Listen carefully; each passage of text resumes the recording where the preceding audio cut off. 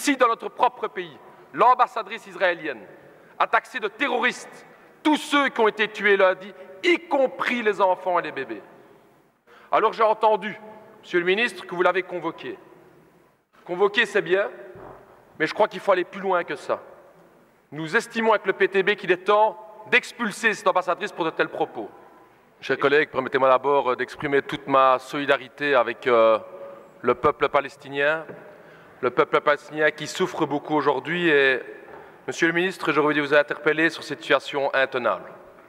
Situation intenable dans la bande de Gaza, où des manifestants pacifistes se sont fait tirer dessus par des snipers avec des balles exprès pour faire mal, pour déchirer les os, pour déchirer les muscles par l'État israélien. Et chers collègues, une fois de plus, nous ne pouvons que dénoncer l'hypocrisie de la communauté internationale et plus particulièrement de l'Europe et de la Belgique. N'importe quel autre pays au monde aurait fait le quart de la moitié de ce que fait Israël, on aurait déjà appliqué un embargo. N'importe quel autre pays du monde aurait été chercher une telle répression, appliquer une telle répression, qui aurait déjà eu des motions et des sanctions. Mais non, quand il s'agit d'Israël, on se tait. Quand il s'agit d'Israël, on fait quelques déclarations, mais surtout, aucune sanction. Pourquoi ce deux poids, deux mesures?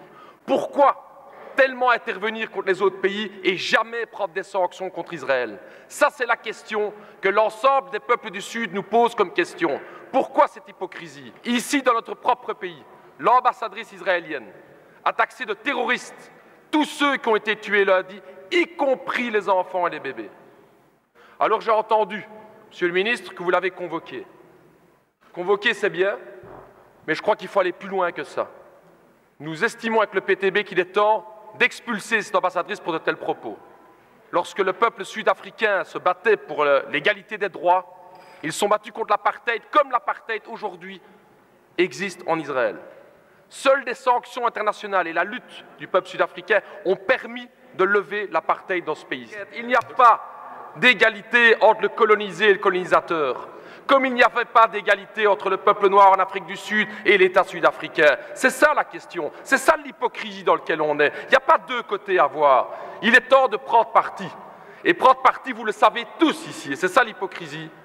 Du côté des partis de droite, c'est que Israël n'entendra aucun autre message que la pression économique ou la pression militaire. Mais vous le savez très bien, maintenant qu'ils ont l'appui des États-Unis, ils s'en foutent complètement des petites déclarations. Vous le savez.